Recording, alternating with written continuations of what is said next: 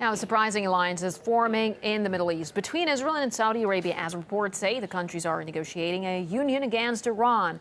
Despite sharing common rivals, there is no official diplomatic relations between the states, and the two clash when it comes to Saudi Arabia's support of the Palestinians. RT's Paula Sleer has the details.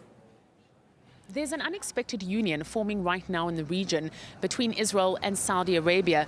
Unexpected because, on the one hand, while the two share common rivals in Egypt and Syria, Saudi Arabia, particularly recently, has been pouring millions of dollars of aid into Palestinian projects both in Gaza and in the West Bank.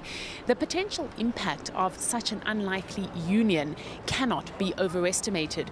Israel brings to the party excellent propaganda skills. Saudi Arabia, on the other hand, is able to tap into vast reservoirs of petrodollars. Israel, too, has unparalleled influence over American foreign policy. And the result of these two countries working together is shaping international responses. No doubt about it. Rumors, reports about cooperation, secret meetings started to appear following the Second Lebanon War, 2006, when it became clear that Iran is to become a major player here in our immediate region, but also in the Gulf. But this cooperation between Israel and Saudi Arabia is problematic because Saudi Arabia gives so much support to the Palestinians. Just recently, it gave some $10 million to UNRWA, the United Nations Relief and Works Agency for Palestinian refugees. This is in addition to an extra $200 million that was donated to Palestinian infrastructure projects. One such project is in Rafah in Gaza, where homes are being rebuilt for Palestinians whose lives were destroyed during the last Israeli war. The result is that on the one hand you can see them cooperate with Israel when it comes to Iran. On the other hand, they had close contacts with Hamas. On the one hand, they initiate the Arab Peace Initiative. On the other hand, well, they support indirectly Al-Qaeda. So this is the ambiguity you can find in the Saudi policy.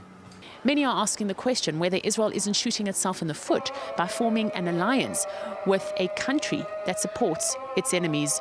Paula Sleer, RT, East Jerusalem.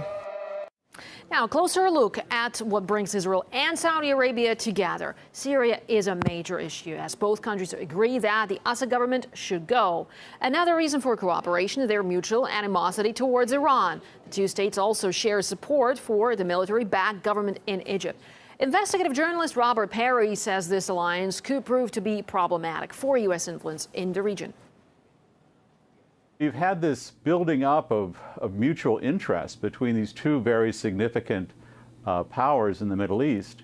So it raises the question of whether this very significant, although unlikely, or a sort of really unusual odd couple relationship between Saudi Arabia and Israel might create a new superpower in the Middle East. If Saudi Arabia and Israel could figure out a way to work together, you could have Israel providing its very tremendous, sophisticated political operations involving both the Israel lobby back in the United States, its sophisticated propaganda techniques, with what the Saudis have, which is vast amounts of money. The United States might find this problematic in that while both Saudi Arabia and Israel are American allies, if the two of them were to collaborate more formally on some of these issues, like Syria, for instance, or Iran, or Egypt, that could put the United States in a position of